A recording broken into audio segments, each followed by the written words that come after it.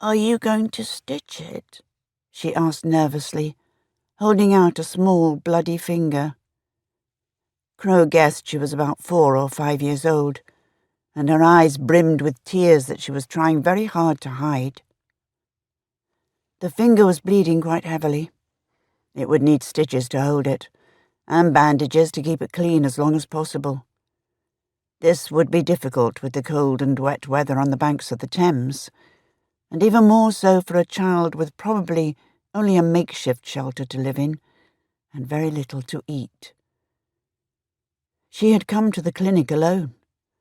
She might have a parent, but probably not. Most of the poorer people living on the river banks knew of Crowe's clinic, which catered specifically to their needs.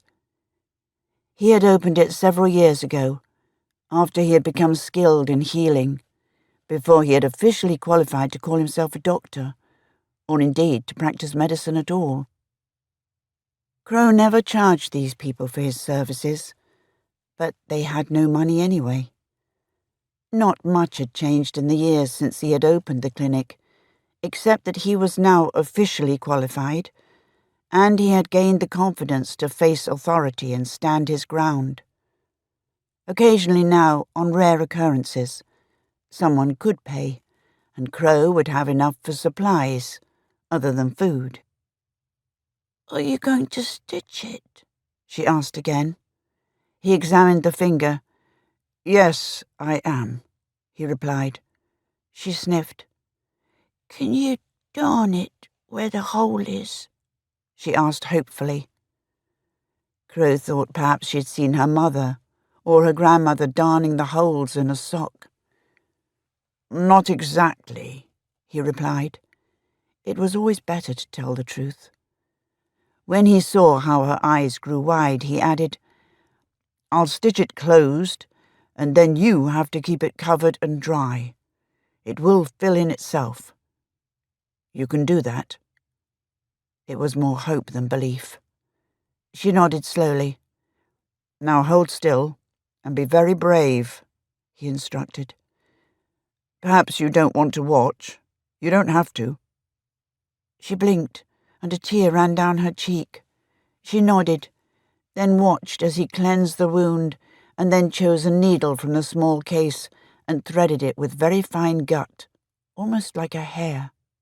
He had to keep his attention on what he was doing, so he was sure to catch the blood vessel as well as the broken skin. He must leave her with only a slight scar, not puckered in a way that would always be uncomfortable.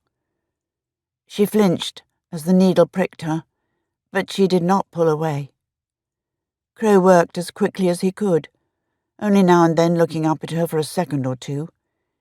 He knew he was hurting her. Fingertips were intensely sensitive, but there was nothing else he could do. The wound had to be given the chance to heal. If it became infected, she was too small and perhaps too malnourished to fight the infection off. After the last suture was in place, Crowe trimmed away the excess thread and cleaned around the wound. Then he went straight on to bandage it heavily. He reminded her not to take off the outer layers, even if they became soiled. "To protect it," he explained.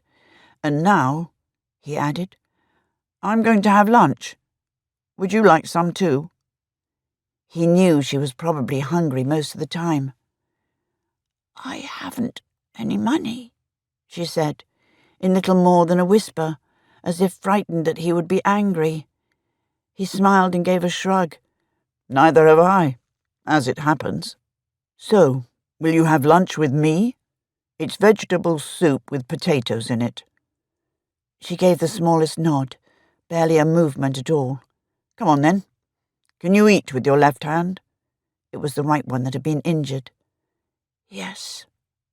He led the way out of the room in which he and his assistant, 22-year-old Will Monk, more often known as Scuff, saw their patients.